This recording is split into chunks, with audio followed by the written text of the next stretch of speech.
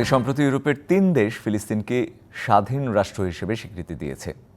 মার্কিন মিত্র ইউরোপীয় ইউনিয়নের স্পেন, নরওয়ে ও আয়ারল্যান্ডের এই ঘোষণায় দখলদার ইসরায়েল ক্ষুব্ধ হলেও খুশি বিশ্বের অসংখ্য দেশ। তেমনি খুশি এই ৩ দেশে বসবাসরত প্রবাসী বাংলাদেশিরাও। দখলদার ইসরায়েলের হামলায় একে একে ধ্বংস হচ্ছে ফিলিস্তিনের একের পর এক শহর। অমানবিক হত্যাযজ্ঞে মেতে উঠেছে যুক্তরাষ্ট্রের মিত্র এ দেশটি।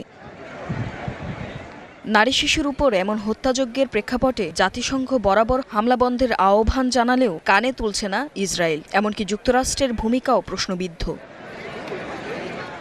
এর মধ্যেই যুক্তরাষ্ট্রের প্রধান মিত্র ইউরোপীয় ইউনিয়নভুক্ত দেশ স্পেন, নরওয়ে ও আয়ারল্যান্ড স্বাধীন রাষ্ট্র হিসেবে ফিলিস্তিনকে স্বীকৃতি দিল।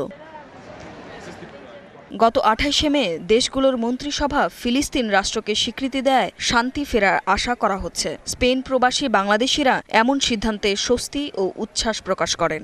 এই সরকারকে এই ফিলিস্তিনি ভাই বোনদের স্বাধীনতার জন্য, ফিলিস্তিনকে স্বাধীনতার জন্য যে স্বীকৃতি দিয়েছে, এই স্বীকৃতির জন্য আমরা ফিলিস্তিনের স্পেন সরকারকে আবারও সাধুবাদ জানাই, অনেক অনেক ধন্যবাদ জানাই।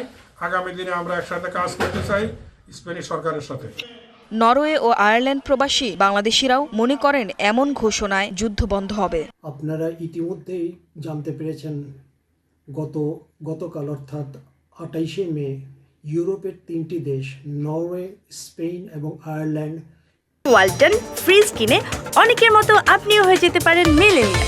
সেরা পণ্যের সেরা অফার। প্যালেস্টাইনকে স্বাধীন রাষ্ট্র হিসেবে স্বীকৃতি প্রদান করেছে।